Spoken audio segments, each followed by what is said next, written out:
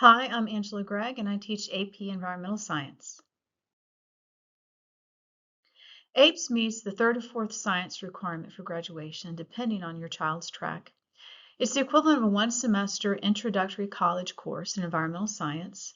It's interdisciplinary. We include concepts from biology, earth science, chemistry, and geography. And the goal is in the first semester is to understand the interrelationships in the natural world. In the second semester, we're going to look at both human-caused and natural problems and devise solutions to those. We're working towards the AP exam in May, which is an 80-question multiple-choice test and 3 free response questions. We follow a hybrid instructional model in APES, which means that outside of class, students are going to acquire the basic content knowledge on their own, and in class, we will explore that content in greater depth. I provide a schedule on CTLS that gives a recommended timetable for study activities. There's a unit guide and a vocabulary list for each unit on CTLS. This is what the students will use as their study guide as they're preparing for the test.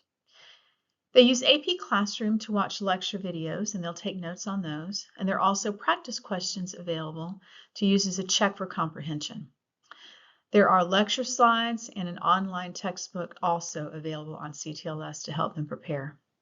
Inside of class, we do activities that, again, will check for comprehension and help them to further understand the content, like to do warm-ups, have classroom discussions, to really probe and make sure that students are getting the concepts and to find out where they need my help.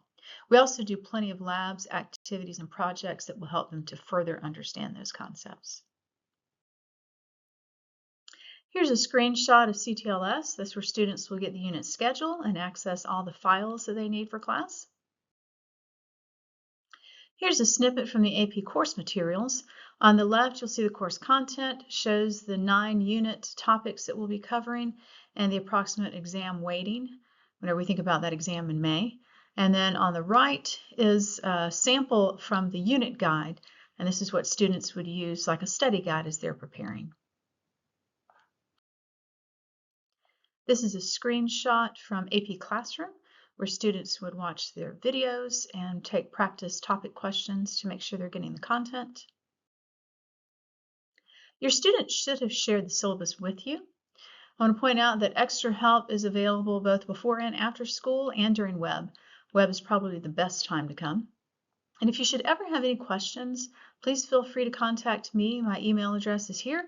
It's angela.greig@cobbk12.org. Thank you.